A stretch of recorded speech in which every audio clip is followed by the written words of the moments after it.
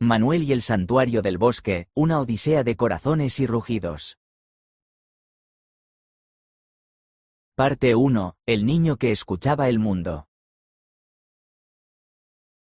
El universo de Manuel no se medía en colores ni en distancias visuales, sino en una sinfonía de vibraciones, texturas y ecos.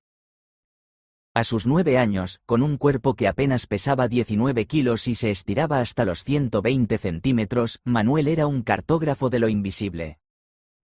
Ciego de nacimiento y con un cerebro cableado bajo la particular arquitectura del síndrome de Asperger, su mundo era un tapiz tejido con los hilos del sonido y el tacto. Vivía en una pequeña casa en las afueras de un pueblo ruidoso, un lugar que para él era una cacofonía constante, una tormenta de estímulos que aprendía a navegar con la pericia de un marinero en alta mar. Su padre, un hombre de hombros anchos y voz de trueno, intentaba esculpir a su hijo a imagen y semejanza de un ideal que no encajaba. Le hablaba de cosas de hombres, de la dureza del mundo y de un supuesto orden en el que las mujeres ocupaban un espacio definido y secundario. Pero las palabras de su padre eran como el ruido blanco para Manuel. Las oía, registraba su tono grave y la vibración que producían en el suelo de madera, pero el significado se le escapaba, rebotando contra el escudo de su propia y más auténtica percepción. Para Manuel, la calidez, la seguridad y el consuelo no tenían género. Eran una frecuencia, una resonancia que buscaba instintivamente. Y la encontraba, curiosamente, en la idea de lo grande, de lo expansivo. Las chicas grandes, las mujeres de presencia imponente, eran para él como catedrales sónicas, espacios donde su ser podía resonar sin miedo a romperse. Su gran pasión, el ancla que lo mantenía cuerdo en un mundo a menudo abrumador, era la feria. No por las luces parpadeantes que otros describían, sino por su orquesta mecánica. Cada atracción era un instrumento con una voz única. El tagada era un tambor tribal, un pulso rítmico y caótico que sentía en la boca del estómago. La montaña rusa era un violín ascendente, un crescendo de clics metálicos en la cadena de subida seguido de un rugido liberador en la caída, un viento que le cantaba en los oídos la canción de la velocidad. Su apodo, el Manu Atracciones de Feria, se lo había ganado a pulso. Con su móvil, un viejo smartphone con la pantalla rota que para él era solo un micrófono y un disco duro, grababa los on-rides. Se subía a las atracciones, no para ver, sino para sentir y capturar. Sostenía el teléfono con una firmeza de cirujano, apuntando hacia la fuente del sonido más puro, registrando el alma de la máquina. Esos archivos de audio eran su biblioteca de Alejandría, su colección de paisajes sonoros. En la soledad de su habitación, se ponía los auriculares y viajaba. Podía sentir el balanceo del barco pirata en la vibración de los graves, la tensión del pulpo, en los chirridos agudos de los brazos hidráulicos. Una tarde, mientras la lluvia tamborileaba en el cristal de su ventana un ritmo suave y predecible, Manuel estaba inmerso en uno de sus viajes. Escuchaba el audio de la nube, una de sus atracciones favoritas. El sonido de los motores, el griterío excitado de la gente, la voz metálica del feriante. Todo creaba una cúpula de sonido familiar y segura. Estaba tan absorto que no registró el otro sonido, uno que no pertenecía a la grabación. Un sonido orgánico, pesado y cercano. Un crujido en el suelo, no de su padre, más suave, más deliberado.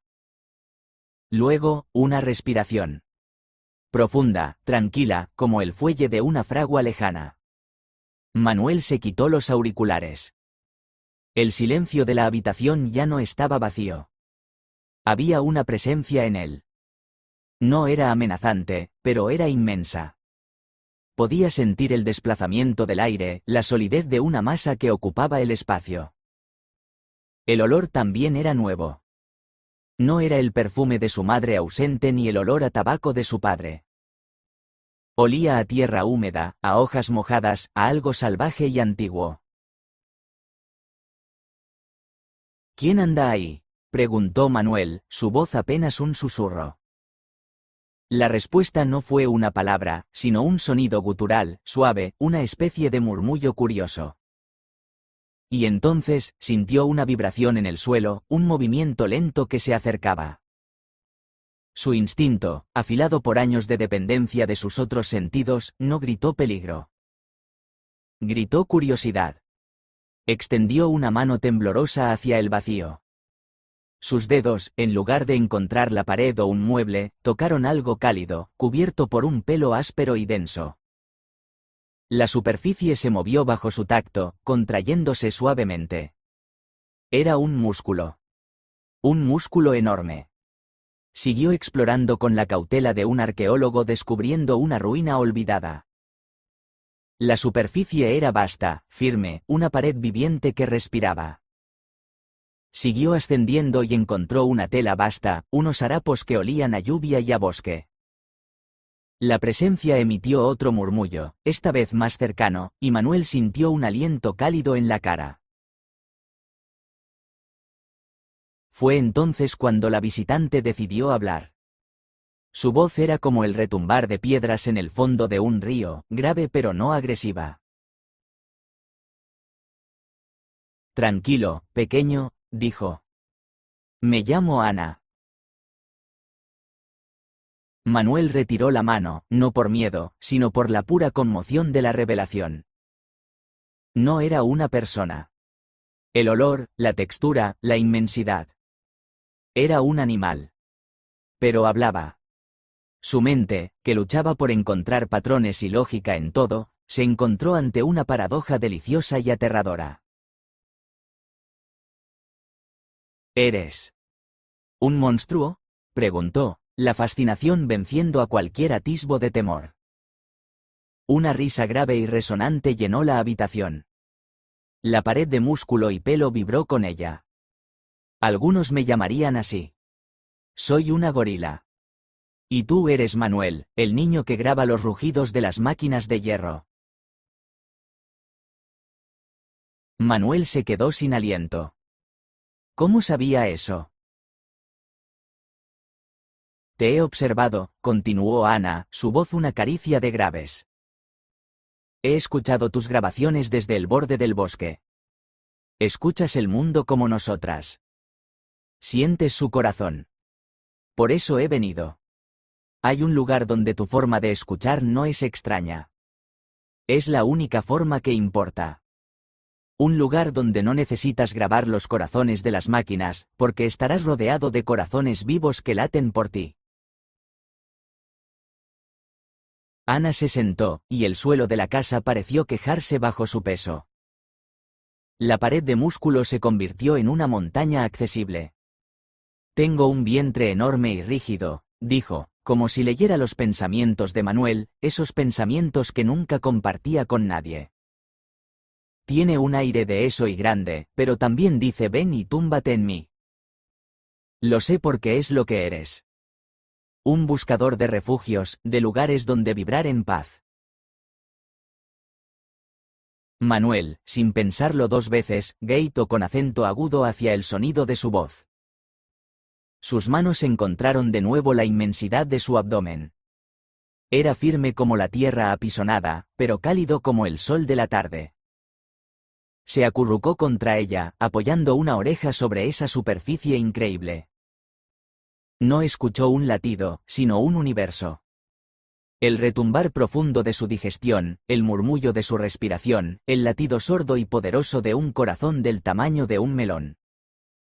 Era la atracción de feria definitiva. La más real. La más segura. Quiero llevarte a mi hogar, susurró Ana. Junto a mis amigas. No tendrás que volver a sentirte solo nunca más. Para Manuel, la decisión ya estaba tomada. Su padre le ofrecía un mundo de reglas incomprensibles y expectativas imposibles. Ana, la gorila parlante que olía a bosque, le ofrecía un santuario de vibraciones y calor. Era la elección más lógica que había hecho en su vida. Llévame, dijo, su voz ahogada por la emoción y el pelo áspero. Por favor, llévame contigo. Ana lo envolvió con un brazo que era tan grueso como el tronco de un árbol joven, pero tan gentil como el musgo. Lo levantó del suelo como si fuera una pluma y, con el mismo sigilo con el que había entrado, se dirigió hacia la ventana. El mundo de Manuel, el pequeño universo confinado a su habitación y a los sonidos de la feria, estaba a punto de expandirse hasta los límites del bosque y más allá. Parte 2. El santuario de los vientres parlantes.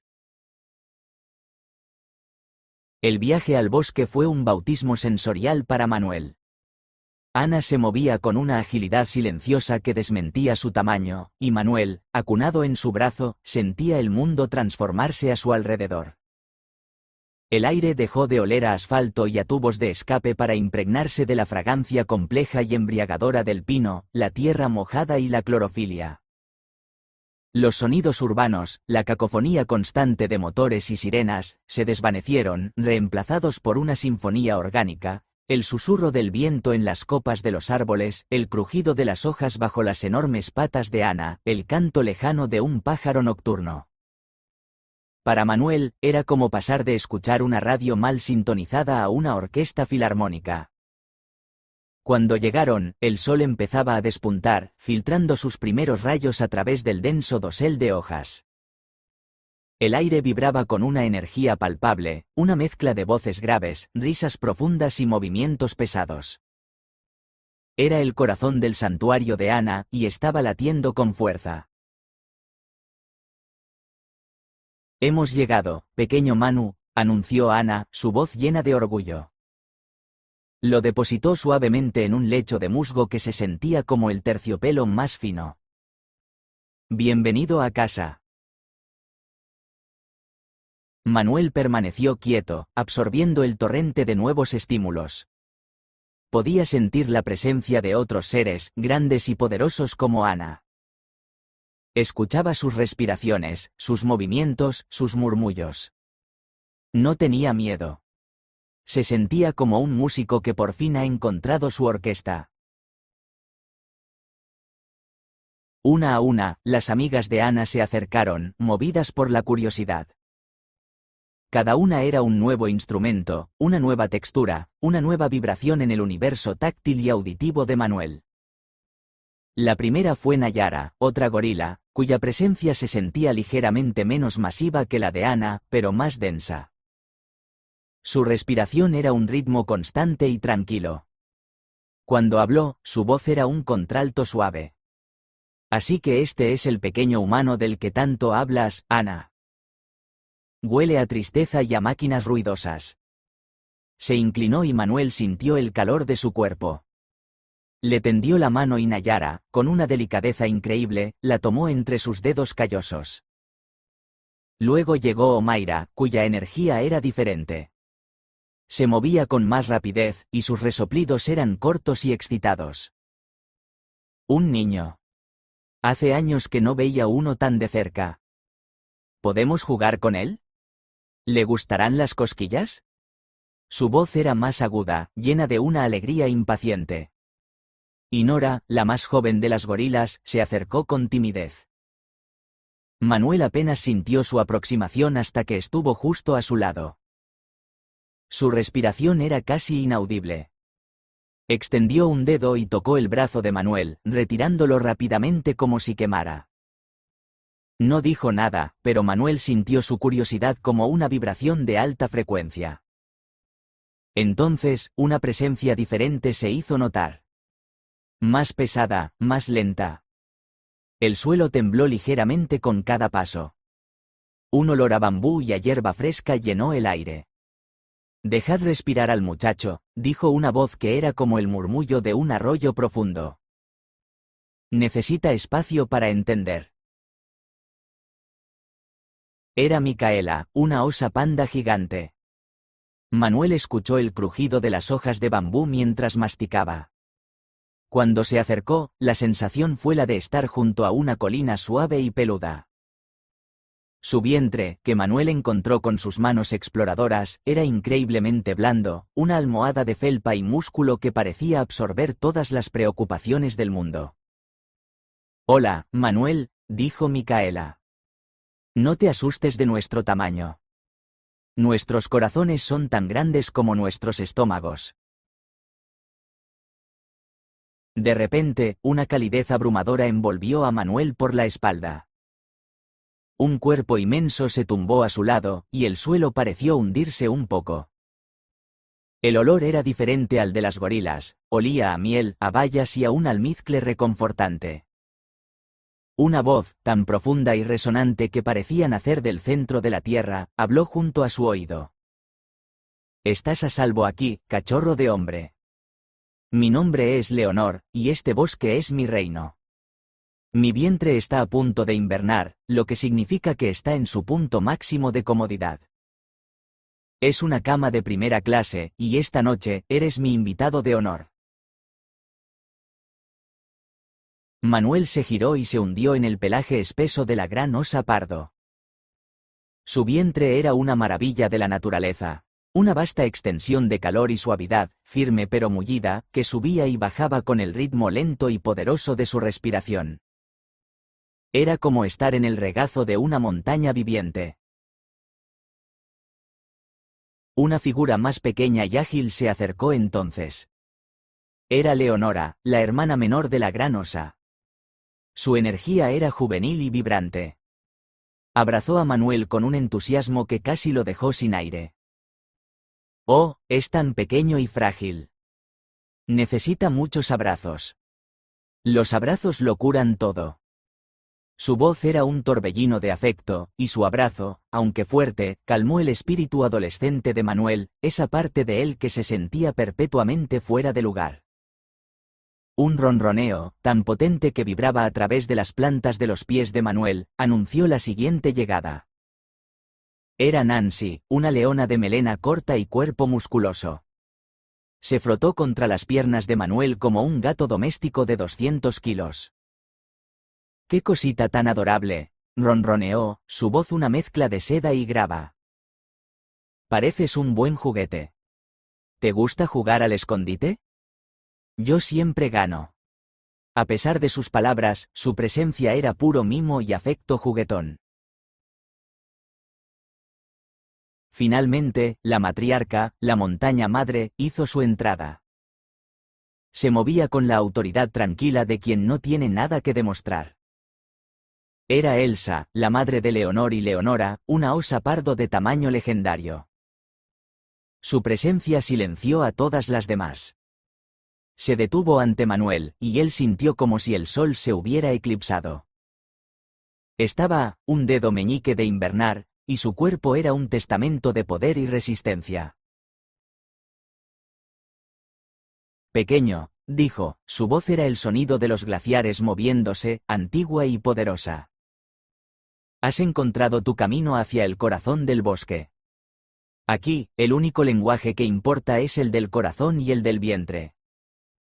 Y el mío, como el de mi hija, es también una cama para ti. Pero la mía es una cama de reina. Te protegerá de todas las pesadillas». Manuel pasó los días siguientes en un estado de éxtasis sensorial. Su vida se convirtió en una exploración de texturas, sonidos y temperaturas. Aprendió a distinguir a cada una de sus nuevas amigas por el sonido de sus pasos, por el ritmo de su respiración, por la textura única de sus vientres.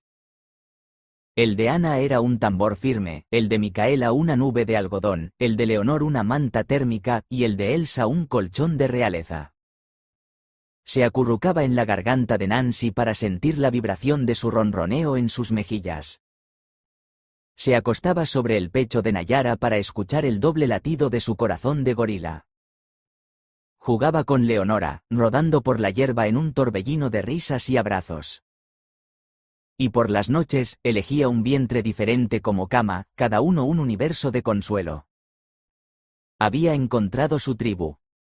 Un clan de gigantes amables que no lo juzgaban por no poder ver, sino que lo admiraban por su capacidad de escuchar. Por primera vez en su vida, Manuel no se sentía un niño ciego con Asperger. Se sentía simplemente Manuel. El Manu. Y era feliz. Pero la paz del santuario, como la calma antes de la tormenta, no estaba destinada a durar. En las sombras del bosque, más allá del claro donde reinaba la amistad, otras criaturas observaban. criaturas movidas por la envidia, el hambre y una inteligencia cruel. Y estaban empezando a trazar sus planes. Parte 3. La Sinfonía de la Discordia. La idílica existencia de Manuel en el santuario del bosque estaba a punto de ser brutalmente interrumpida. Más allá del círculo de calidez y seguridad que tejían sus nuevas amigas, se movía una disonancia, una coalición de depredadores cuyas motivaciones eran tan oscuras como las profundidades del bosque en una noche sin luna. No eran simples bestias, eran estrategas del caos, y su objetivo era el eslabón más nuevo y aparentemente más frágil de la cadena, Manuel. El líder de esta manada de renegados era Pedro, el lobo feroz.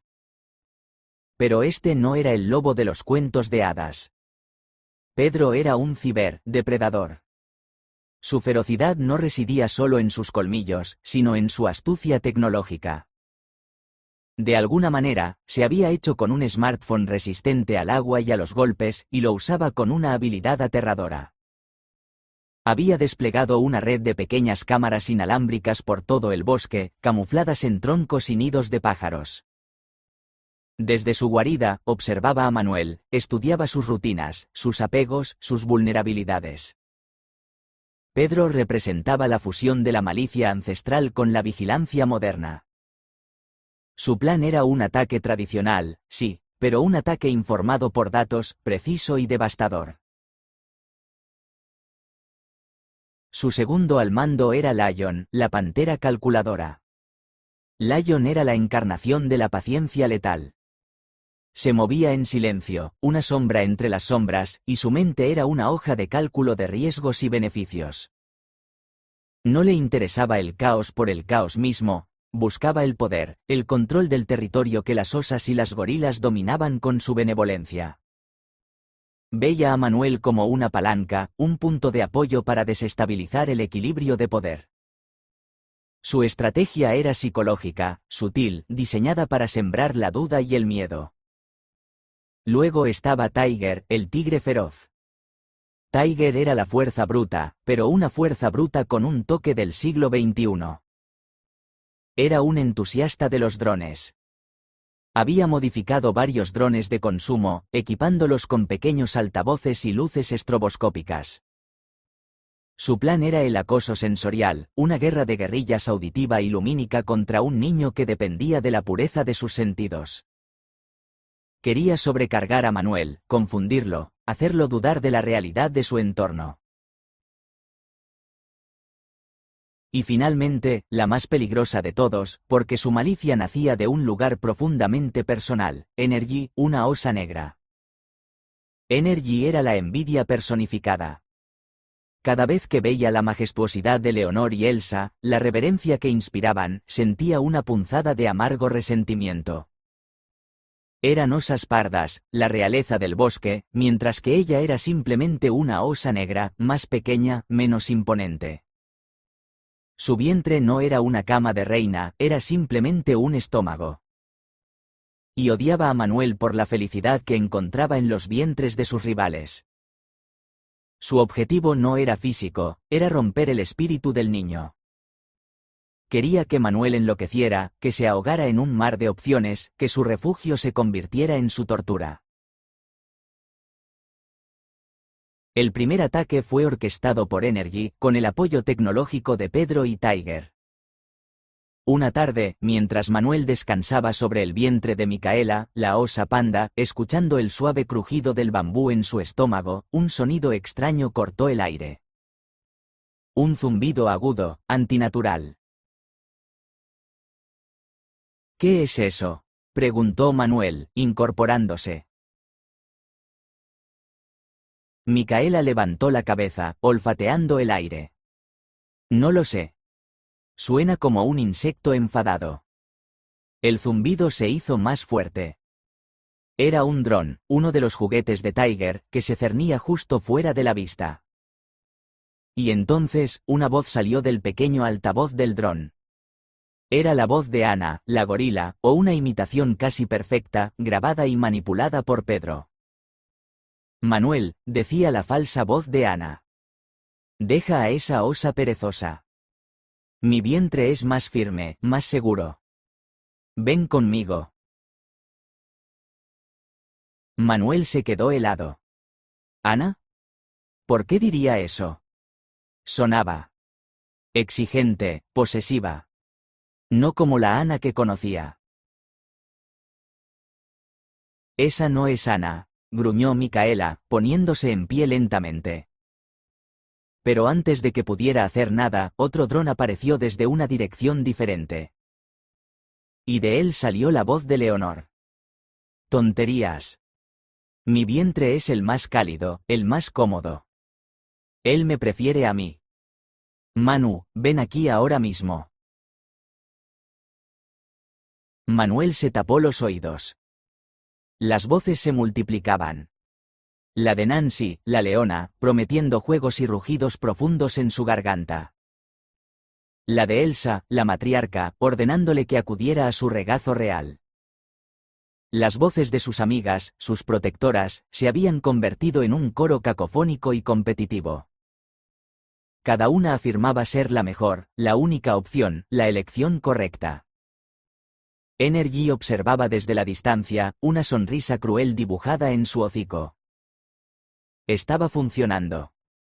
Estaban convirtiendo el mayor consuelo de Manuel, la abundancia de amor y seguridad, en su mayor fuente de ansiedad. La pregunta ya no era, ¿dónde quiero estar?, sino, ¿dónde debo estar para no decepcionar a nadie? ¿Qué? ¿Qué quieren de mí?, sollozó Manuel, cayendo de rodillas sobre el musgo. Sentía su cabeza a punto de estallar. Cada voz era un tirón, una demanda. El santuario se había transformado en un campo de batalla por su afecto. Ana, la verdadera Ana, y las demás llegaron corriendo, atraídas por el ruido. Vieron los drones, escucharon las imitaciones de sus propias voces y comprendieron la crueldad del ataque. Es una trampa, Manu, gritó Leonor, su verdadera voz resonando con una autoridad que eclipsaba las grabaciones. Quieren confundirte. Con un rugido de furia, Ana saltó y arrancó uno de los drones del aire, aplastándolo entre sus manos. Micaela, con una velocidad sorprendente, derribó otro con un certero golpe de zarpa. Pero el daño ya estaba hecho. La semilla de la duda había sido plantada en la mente de Manuel. Se acurrucó hecho un ovillo en el suelo, temblando. ¿Cuál? ¿Cuál es el mejor?, susurró. ¿Qué vientre es el correcto? ¿La garganta de quién debo sentir? Leonor se acercó lentamente y lo envolvió con su inmenso cuerpo, creando una barrera contra el mundo. No hay uno, correcto, pequeño, murmuró, su voz una vibración profunda y tranquilizadora contra su espalda. No eres una posesión que debamos ganarnos. Eres nuestro amigo. Puedes elegir uno, o ninguno, o todos. El poder es tuyo. No dejes que te hagan creer lo contrario. Pero la confianza de Manuel, una planta delicada que acababa de empezar a crecer, había sufrido una helada. Miraba a su alrededor, a las caras preocupadas de sus amigas gigantes, y por primera vez, no sentía solo amor. Sentía la presión de una elección imposible. La sinfonía de la discordia había logrado su objetivo. La guerra por el corazón y la mente de Manuel no había hecho más que empezar. Parte 4. El visitante inesperado y los ojos del mundo. La guerra psicológica de los depredadores había dejado una cicatriz en la psique de Manuel, pero la resiliencia del santuario era fuerte. Las osas y las gorilas redoblaron sus esfuerzos para mostrarle que su afecto era incondicional, no una competencia. Pasaban horas en silencio a su lado, ofreciendo sus vientres no como invitaciones, sino como paisajes disponibles, dejando que fuera él quien decidiera si explorarlos o no. Lentamente, la confianza de Manuel comenzó a remendarse.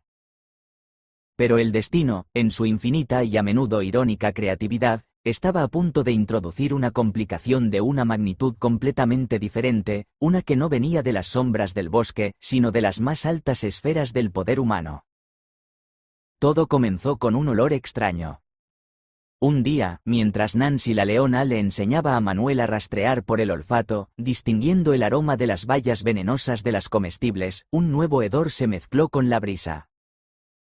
No era un olor animal ni vegetal. Olía a agua de colonia barata, a laca para el pelo y a una leve, pero inconfundible, desesperación. ¿Qué es eso?, preguntó Manuel, arrugando la nariz. Nancy se detuvo, sus fosas nasales dilatándose. Huele a problemas. Huele a humano, pero no a uno normal. Huele a discurso. Guiados por la curiosidad, siguieron el rastro hasta un pequeño claro cerca de un arroyo. Y allí, sentado sobre una roca, con el traje arrugado y la corbata aflojada, estaba un hombre que miraba su reflejo en el agua con una expresión de profunda melancolía. Incluso para los animales, que no seguían las noticias, su rostro era vagamente familiar. Lo habían visto en los periódicos abandonados por los excursionistas, en las pantallas de los móviles perdidos. Por el gran bambú, susurró Micaela, que se había unido a ellos. Es el hombre que siempre habla y gesticula. El jefe de los humanos de este país.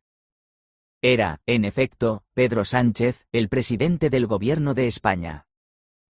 Nadie sabía cómo ni por qué había acabado allí.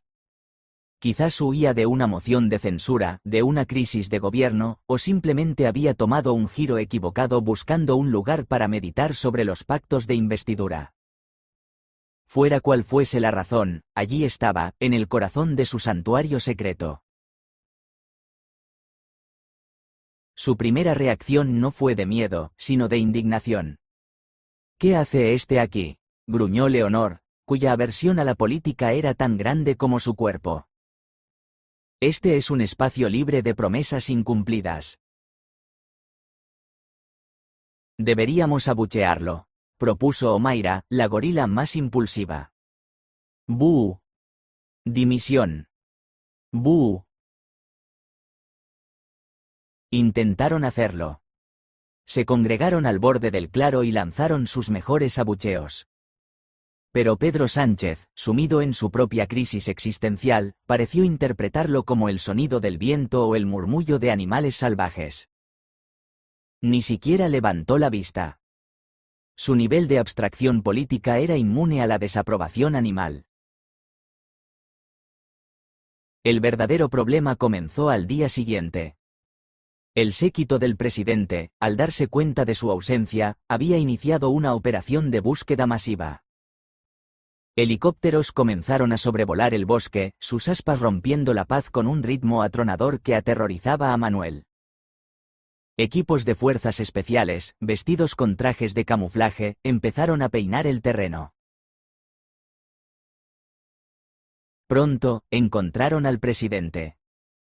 Pero también encontraron algo más. Encontraron a las criaturas que lo rodeaban. Vieron a Ana la gorila ofrecerle una fruta a Sánchez, que él rechazó, probablemente por protocolo. Vieron a Leonor bostezar, un bostezo que provocó una pequeña ráfaga de viento. Y, lo más increíble de todo, los escucharon hablar. Un agente, escondido detrás de un arbusto, grabó con su teléfono a Micaela diciendo: francamente, su política territorial es un desastre. La noticia explotó. No la del presidente perdido, sino la de los animales parlantes. En cuestión de horas, el bosque se convirtió en el punto más caliente del planeta. Los equipos de búsqueda españoles fueron discretamente reemplazados por una coalición internacional de científicos y militares. Llegaron los estadounidenses, con sus tiendas de campaña de alta tecnología y sus análisis de coste-beneficio. Llegaron los chinos, metódicos y eficientes, tomando muestras de todo, desde la tierra hasta el aire. Llegaron los rusos, con sus rostros impasibles y sus equipos robustos y de aspecto indestructible. El santuario se había convertido en un laboratorio a cielo abierto. Pequeños drones, mucho más sofisticados que los de Tiger, zumbaban por todas partes. Sensores de movimiento, cámaras térmicas y micrófonos parabólicos colgaban de los árboles. Intentaban capturar a las amigas de Manuel, no para hacerles daño, sino para estudiarlas, para comprender el mecanismo de su habla, para averiguar el potencial científico y militar de su existencia. Para Manuel y sus amigas, la vida se volvió una pesadilla. Tuvieron que abandonar su claro y adentrarse en las partes más profundas e inaccesibles del bosque. La amenaza ya no era un lobo o un tigre, era la curiosidad insaciable de la humanidad, una fuerza mucho más implacable. La posibilidad de echarlos parecía nula. El autor del relato original lo había estimado en un 70% imposible, y cada día que pasaba, esa cifra parecía optimista. Manuel se sentía atrapado. El mundo exterior, del que había escapado, había venido a buscarlo, trayendo consigo su ruido, su tecnología y su incomprensión. Se acurrucaba en el vientre de Elsa, la matriarca, mientras los helicópteros pasaban por encima, sus vibraciones una profanación del santuario de su piel. ¿Por qué no nos dejan en paz?, le susurró una noche. Elsa suspiró, un sonido como el de una montaña asentándose. Porque los humanos, pequeño, temen lo que no comprenden. Y nosotras, un grupo de bestias que hablan y cuidan a un niño ciego, somos la mayor incomprensión de todas. No quieren hacernos daño, no directamente. Quieren poseernos. Quieren desmontar nuestro misterio hasta que no quede nada más que datos. Y eso, para nosotras, es una forma de muerte. En medio de todo este caos, Pedro Sánchez fue rescatado.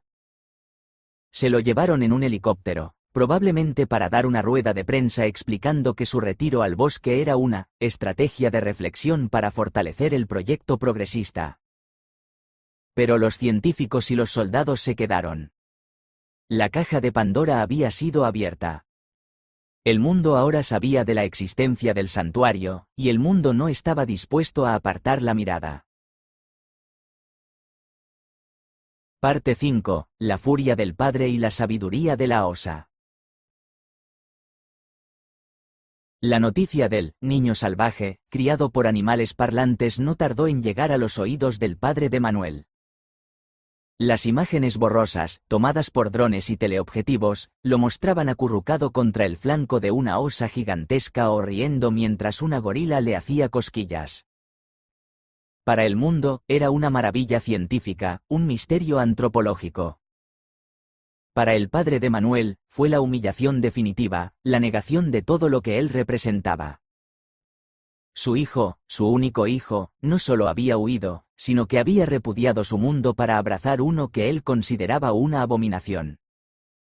La idea de Manuel prefiriendo el vientre de una bestia al techo de su casa era una afrenta personal. Su dolor, su miedo y su orgullo herido se fusionaron en una furia helada. No iba a permitirlo. Iba a rescatar a su hijo, a poner orden, a arrancarlo de esa fantasía peligrosa y devolverlo a la realidad, a su realidad. Armado con una determinación ciega y una vieja escopeta de caza que no había usado en años, se adentró en el bosque. Ignoró las cintas de prohibido el paso y el perímetro establecido por los militares. Él era un hombre de campo, conocía estos bosques mejor que ellos. Se movió con un propósito sombrío, siguiendo las huellas, los rastros de una vida que no podía comprender. Mientras tanto, en el corazón del bosque, la tensión era palpable. Las amigas de Manuel sabían que el padre vendría. Podían oler su ira a kilómetros de distancia. Se acerca, dijo Ana, sus fosas nasales vibrando. Y no viene a hablar. Debemos proteger a Manu, declaró Leonor, su instinto maternal en alerta máxima.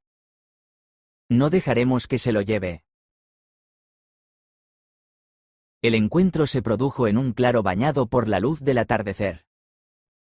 El padre de Manuel apareció de repente, su rostro una máscara de rabia, la escopeta sostenida con manos blancas.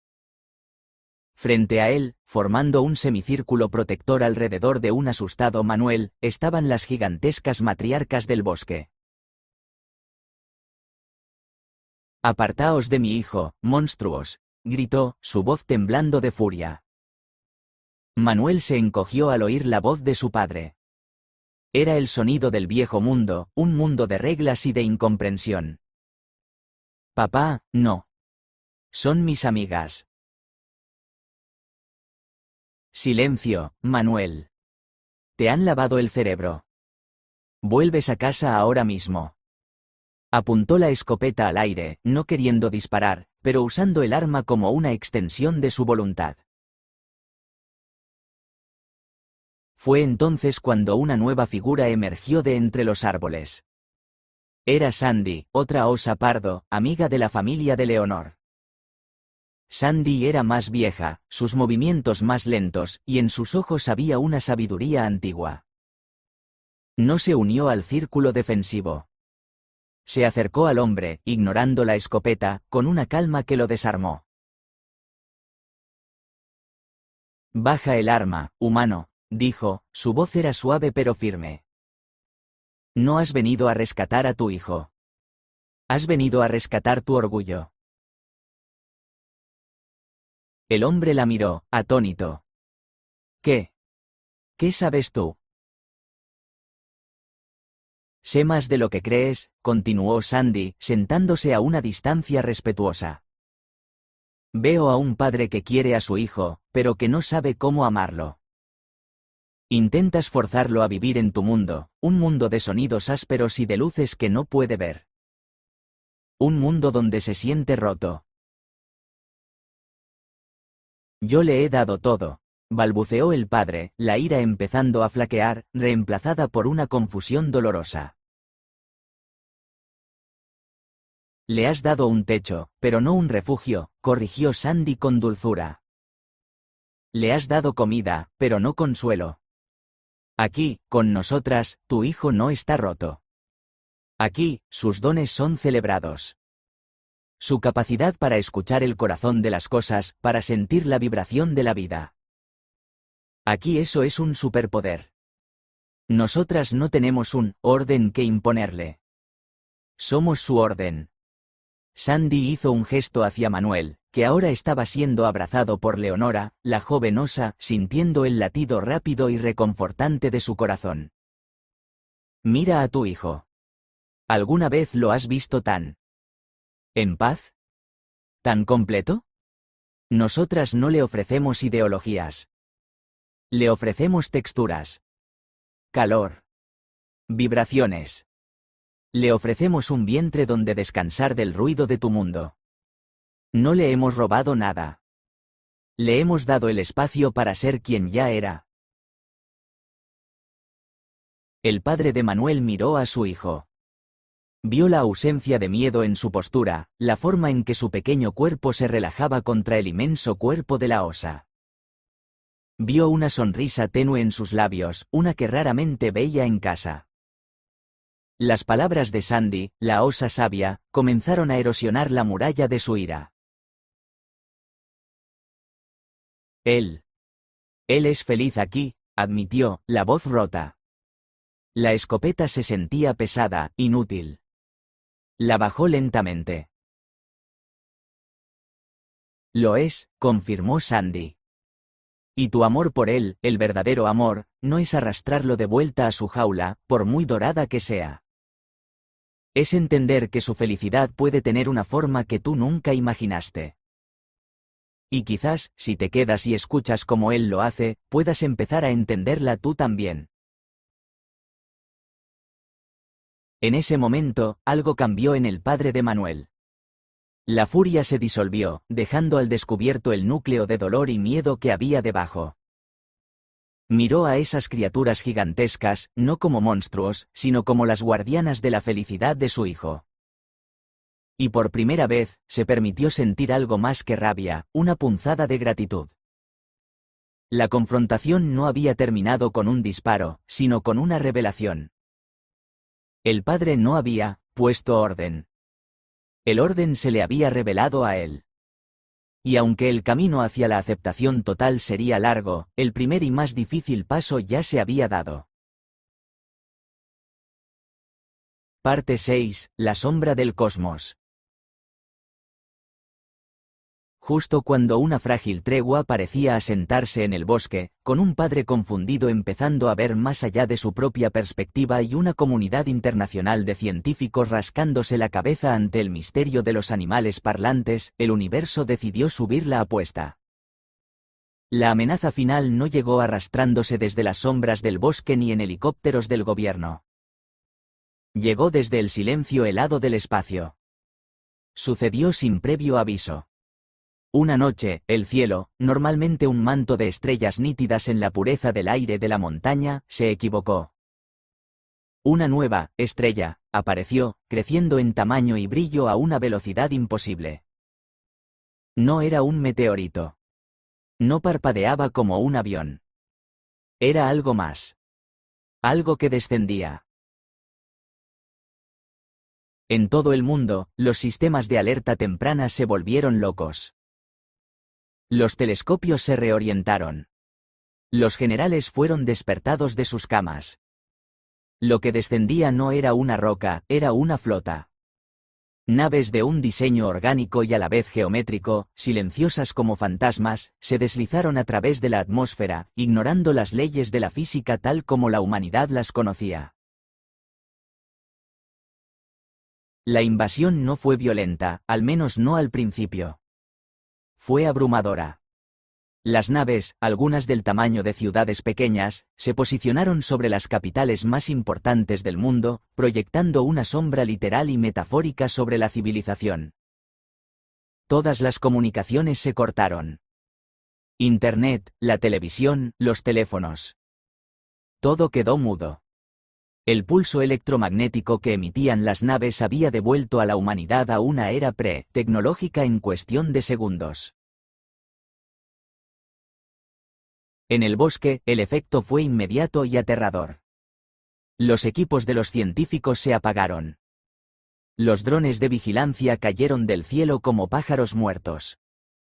El padre de Manuel, que intentaba llamar a las autoridades con un teléfono satelital, se encontró con un silencio estático. Estaban aislados. El bosque, que se había convertido en el centro de atención del mundo, era ahora una isla olvidada en un planeta bajo asedio. ¿Qué es este silencio?, preguntó Manuel. La ausencia repentina de zumbidos electrónicos era más ruidosa que cualquier sonido. Elsa, la matriarca, levantó su enorme cabeza hacia el cielo, donde una de las naves más pequeñas, una especie de explorador, flotaba inmóvil sobre el dosel del bosque. No es silencio, pequeño. Es el sonido de un poder mucho mayor que el nuestro. O el de los humanos. El pánico se apoderó de los humanos que quedaban en el perímetro del bosque. Soldados y científicos, despojados de su tecnología y de sus órdenes, se convirtieron en hombres y mujeres asustados. Algunos intentaron huir. Otros se atrincheraron, esperando un ataque que no llegaba. Incluso la coalición de depredadores sintió el cambio. Pedro el Lobo descubrió que su smartphone era ahora un ladrillo inútil. Tiger vio sus drones desplomarse. Su guerra tecnológica había terminado abruptamente. El miedo primordial, el miedo a lo desconocido y a lo abrumadoramente poderoso, los unió en una tregua incómoda con sus antiguos enemigos. Emergieron de las sombras, no como agresores, sino como refugiados más en ese nuevo y aterrador mundo. ¿Qué son?, le preguntó Lion la pantera a Ana la gorila, su rivalidad olvidada ante la presencia de la nave alienígena. No lo sé, respondió Ana. Pero no huelen a nada que conozca. No huelen a vida ni a muerte. Huelen a vacío. Los extraterrestres finalmente hicieron su movimiento. No con rayos láser ni explosiones, sino con algo mucho más inquietante. De la nave que flotaba sobre el bosque descendió un sonido. No era una melodía ni una voz. Era una frecuencia pura, una nota sostenida que vibraba en una longitud de onda que era a la vez audible e inaudible. Para los humanos, era un dolor de cabeza insoportable, una presión en los oídos que los hacía querer gritar. Para los animales, era una confusión paralizante. Pero para Manuel, fue algo completamente diferente. Para él, que vivía en un mundo de vibraciones, la frecuencia no era solo un sonido. Era un lenguaje. Un lenguaje complejo, matemático, lleno de patrones y secuencias. No lo entendía con su mente, pero su cuerpo lo reconocía. Era como escuchar la estructura interna de una estrella, la geometría del tiempo. La frecuencia no era un ataque, era una pregunta. Una pregunta tan vasta y compleja que freía los circuitos de cualquier cerebro normal. Mientras todos los demás se retorcían en el suelo, abrumados por el caos sensorial, Manuel se puso de pie. Se sentía extrañamente tranquilo. La vibración alienígena, que para otros era dolor, para él era información. Cruda, abrumadora, pero información al fin y al cabo. No. No quieren hacernos daño, susurró, su voz apenas audible por encima de la nota penetrante. Están llamando. Están escuchando. Elsa lo miró, sus ojos llenos de dolor por la frecuencia, pero también de asombro. ¿Qué dices, niño? La vibración, explicó Manuel, su rostro vuelto hacia la nave. Es como cuando apoyo mi oreja en tu vientre, Elsa. Puedo sentir tu corazón, tu respiración. Ellos están haciendo lo mismo con todo el planeta. Están intentando sentir su corazón. Pero lo están haciendo demasiado fuerte. No saben cómo escuchar suavemente. En ese momento, en medio del apocalipsis silencioso, Manuel tuvo una idea. Una idea nacida de su pasión, de su don, de su extraña vida. Se giró hacia su padre, que estaba arrodillado, pálido y sudoroso. Papá. Mi móvil. El que uso para grabar. No tiene señal, pero tiene batería. Y tiene mis grabaciones. Su padre lo miró, sin comprender. Necesito mis sonidos, insistió Manuel. Los sonidos de la feria. El rugido de la montaña rusa, el pulso del Tagada, la vibración del barco pirata. Ellos entienden la vibración. La idea era una locura.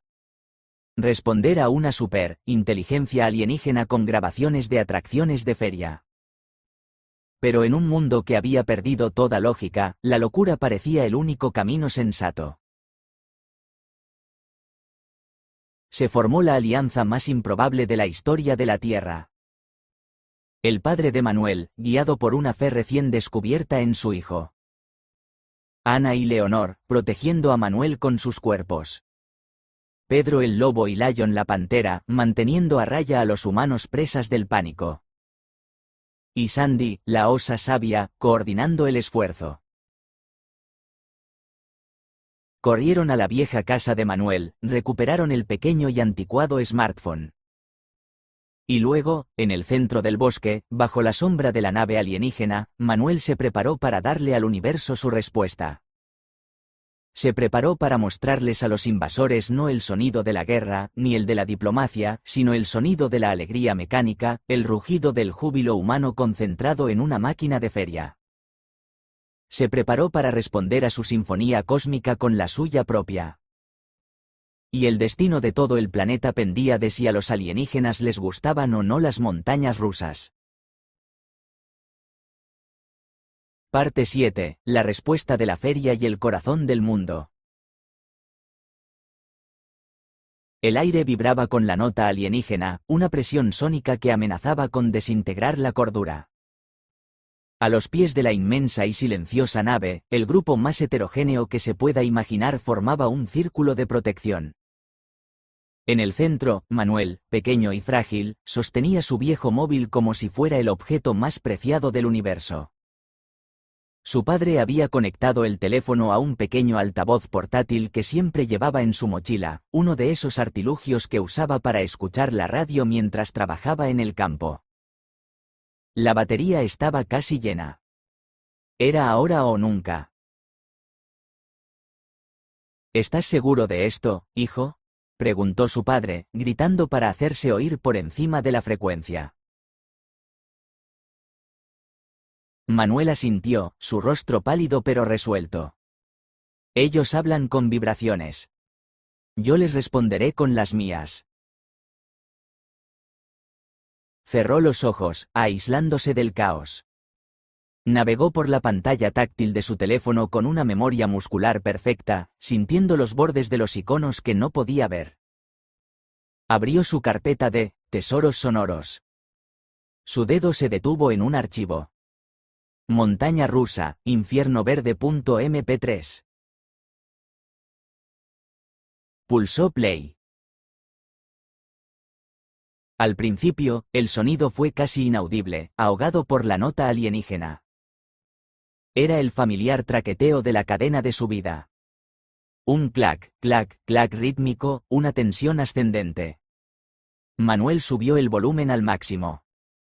El pequeño altavoz protestó, distorsionando el sonido, pero se mantuvo firme. Clac, clac, clac, clac. Y entonces, algo cambió. La nota alienígena, que había sido monolítica e inmutable, vaciló. Parpadeó por una fracción de segundo. Nadie se movió. Todos contuvieron la respiración. El archivo de audio llegó a la cima de la subida. Hubo un segundo de silencio expectante en la grabación, y luego... el rugido. El grito colectivo de la gente, el estruendo de las ruedas sobre el acero, la pura energía cinética convertida en una onda de sonido. En el instante en que el rugido de la montaña rusa llenó el claro, la nota alienígena se cortó. El silencio que siguió fue el más profundo y absoluto que nadie había experimentado jamás. Fue tan repentino y total que dolió. El mundo, liberado de la presión sónica, respiró hondo colectivamente. Manuel no se detuvo. Rápidamente, seleccionó otro archivo. Tagada, sesión brutal.mp3. El ritmo machacón y sincopado del tagada estalló en el silencio. Un pulso primario, caótico y alegre. Las voces del feriante gritando, bota, bota, bota. Los gritos y las risas de los adolescentes siendo sacudidos. La nave alienígena respondió. De su parte inferior, una luz suave comenzó a pulsar, perfectamente sincronizada con el ritmo del tagada. La nave, una entidad de tecnología insondable, estaba bailando. Manuel sonrió. Lo entendían. No entendían el lenguaje, ni la cultura, ni la emoción. Pero entendían el patrón. La vibración. El ritmo. La alegría codificada en forma de onda. Continuó su sesión de DJ para el fin del mundo. Puso el balanceo hipnótico del barco pirata, el zumbido vertiginoso de las sillas voladoras, el estruendo mecánico y confuso de los coches de choque. Cada sonido de la feria era una nueva pieza de información, un nuevo patrón que la nave absorbía, procesaba y reflejaba con pulsos de luz. Lo que estaba sucediendo en ese pequeño claro de bosque se estaba replicando en todo el mundo. Todas las naves, conectadas en una red neural inconcebible, cesaron su frecuencia opresiva y comenzaron a responder a la extraña transmisión que se originaba en España. La humanidad, que había estado de rodillas, se levantó y miró al cielo, perpleja. Las naves alienígenas parpadeaban con luces de colores al ritmo de una música que no podían oír. La sesión de Manuel duró casi una hora, hasta que la batería del altavoz finalmente murió. Cuando el último eco del sonido de la feria se desvaneció, la nave sobre ellos hizo algo inesperado. Emitió un último pulso de luz, suave y cálido. Y luego, tan silenciosamente como había llegado, comenzó a ascender. En todo el planeta, la flota alienígena se retiró, desapareciendo en las profundidades del espacio, dejando atrás un planeta confundido, aliviado y eternamente cambiado. Nadie supo nunca por qué se fueron. Los científicos teorizaron que los alienígenas eran una especie de exploradores sónicos, cartógrafos de vibraciones, y que la compleja y caótica alegría de los sonidos de Manuel fue para ellos el descubrimiento de una nueva forma de vida o inteligencia. Otros, más poéticos, dijeron que Manuel les había enseñado a los invasores a reír. La verdad era más simple. Manuel les había dado exactamente lo que estaban buscando. Habían venido buscando el corazón del planeta, su vibración fundamental, y la habían buscado con la fuerza bruta de un poder ilimitado. Manuel les mostró que el verdadero corazón no era una frecuencia única y poderosa, sino una sinfonía de miles de vibraciones diferentes, a menudo caóticas y contradictorias, el grito de miedo en la montaña rusa, la risa en el Tagada, el chirrido de la maquinaria, el latido de un corazón humano. Les mostró que el alma del mundo no era una nota, era ruido. Y ellos, aparentemente, respetaron ese ruido. El aftermath fue un nuevo comienzo. El mundo, humillado y unificado por una amenaza que apenas comprendió, tuvo que reconstruirse. La tecnología tardaría en volver.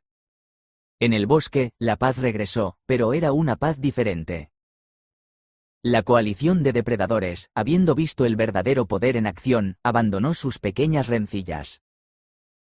Pedro el lobo, privado de su tecnología, tuvo que aprender a ser un lobo de nuevo.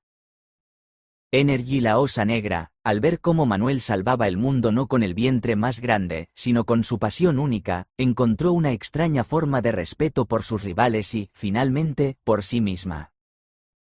El padre de Manuel nunca volvió a ser el mismo. Había visto a su hijo ciego, a quien consideraba frágil, enfrentarse a los amos del cosmos y ganar. Abrazó a Manuel, un abrazo de verdad, lleno de un orgullo y una aceptación que nunca antes había sido capaz de expresar. Se quedó en el bosque, no como un guardián, sino como un estudiante, aprendiendo a escuchar el mundo de la manera en que lo hacía su hijo. El santuario de animales parlantes se convirtió en una leyenda sagrada, un lugar protegido no por gobiernos, sino por el respeto y el asombro de toda la humanidad. Y Manuel, el Manu Atracciones de Feria, el niño que amaba los vientres grandes y los sonidos de las máquinas, se convirtió en el héroe más improbable del mundo. No necesitaba ver para saber que había salvado el mundo. Podía sentirlo. En la respiración tranquila de Leonor a su lado, en el ronroneo agradecido de Nancy, en el abrazo firme de su padre. Podía sentirlo en la vibración silenciosa y pacífica del planeta bajo sus pies. El mundo, por fin, sonaba como un lugar seguro. Sonaba como estar en casa.